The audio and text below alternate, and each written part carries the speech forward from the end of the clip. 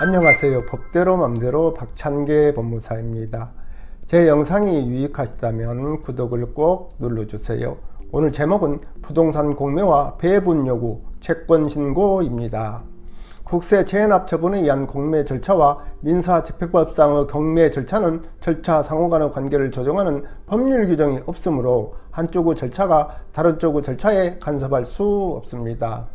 따라서 각 채권자는 서로 다른 절차에서 정한 방법으로 각 절차에 참여할 수밖에 없고, 국세 체납 처분에 의한 공매가 진행 중인 경우에도 법원은 해당 부동산에 대하여 강제 경매나 임의 경매를 별도로 진행할 수 있으며, 이 경우 양 절차의 매수인 중 먼저 대금을 납부한 사람이 진정한 소유자로 확정됩니다. 체납 처분에 의한 공매와 민사집행법의 경매는 그 집행기관이 다를 뿐 아니라 그 적용 법부가 다르므로 민사집행법상의 강제집행 절차를 준용할 수 없습니다. 부동산 공매 절차에서 가압류 피보존 권리가 이전되었음에도 불구하고 당초 가압류 채권자가 신고한 채권을 기준으로 작성 확정된 배분 계산서에 따라 배분을 받은 다른 채권자는 가압류 피보존 권리를 이전받은 채권자에게 부당이득 반환 의무가 있는지 문제됩니다.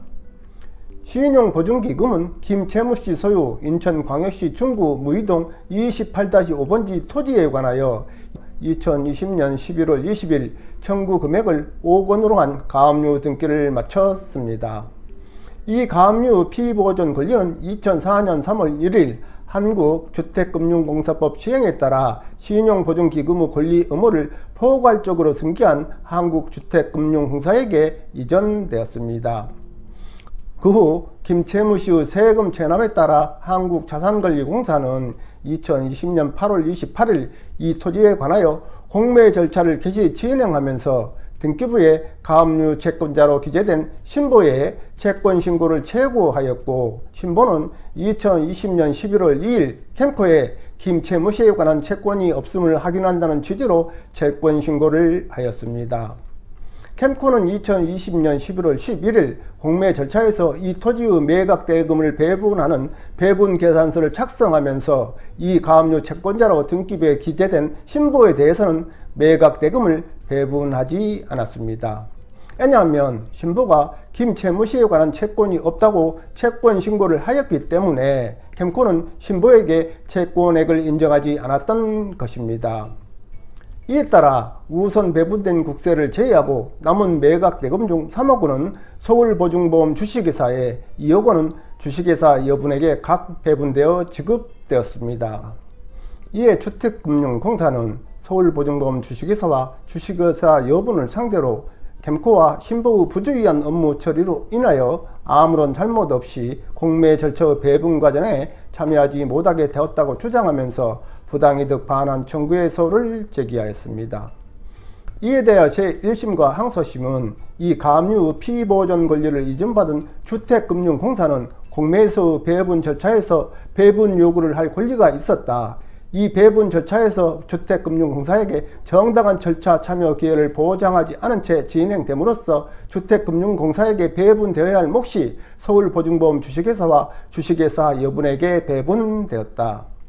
이는 법률상 원인 없는 이득이므로 서울보증보험 주식회사와 주식회사 여부는 주택금융공사가 배분받을 몫을 주택금융공사에 반환하여야 한다고 판단하였습니다.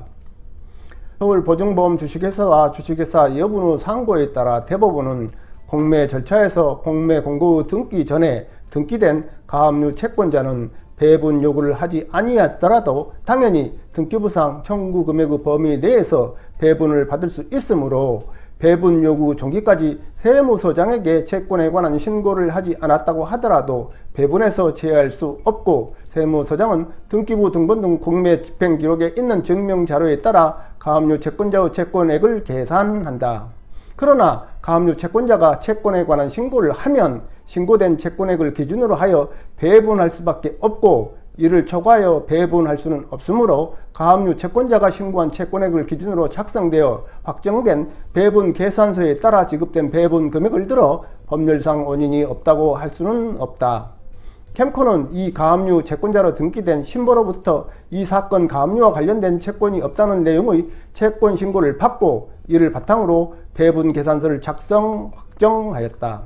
이러한 배분 계산서에 따라 배분이 이루어진 이상 신보에게 배분되지 않은 피보존 채권에 해당하는 금액이 서울보증보험 주식회사와 주식회사 여분에게 배분되었다고 하더라도 이를 두고 법률상 원인이 없다고는 할 수 없다.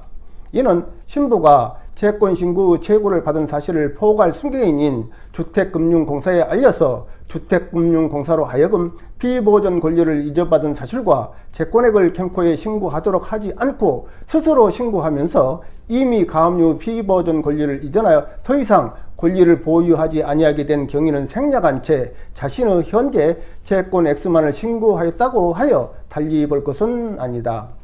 그럼에도 항소심은 이 사건 배분 처분으로 서울보증보험 주식회사와 주식회사 여분이 법률상 원인 없이 이득을 얻고 주택금융공사가 손해를 입었다고 보아 주택금융공사의 부당이득 반환 청구를 인용하였다. 이러한 항소심의 판단에는 가압류 피보존 권리를 이전받은 자의 배분 자격에 관한 법률을 오해하여 판결에 영향을 미친 잘못이 있다고 하면서 항소심 판결 중 서울보증보험 주식회사와 주식회사 여분의 패소 부분을 파기환송하였습니다. 이 사례는 신부의 과실로 판단됩니다.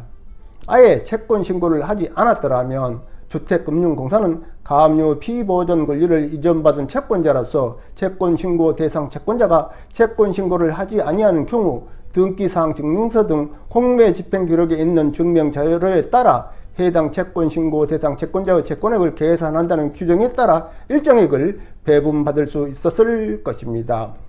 신부는 김채무씨에 관한 채권이 없다고 채권신고를 할 것이 아니라 김채무씨 소유의 이 사건 토지가 공매 절차 중에 있음을 주택금융공사에게 통지했어야 합니다. 결국 주택금융공사는 신부를 상대로 과실로 인한 입법행위로 손해를 입었다는 이유로 손해배상 청구를 할 수밖에 없다고 할 것입니다. 참고로 민사집행법이 제정되어 시행된 2002년 7월 1일부터는 가압류가 집행된 뒤 채권자가 5년간 본안 후 소를 제기하지 않으면 채무자 또는 이해관계인은 제소기간 도과를 이유로 가압류 취소 신청을 할 수 있고 민사집행법이 2005년 개정됨에 따라 취소 신청을 할 수 있습니다. 김채무씨는 자신 소유 토지에 2000년 11월 20일 가압류가 되었으므로 제소기간 도과를 이유로 가압류 취소를 구할 수도 있었을 것입니다. 오늘은 여기까지입니다. 감사합니다.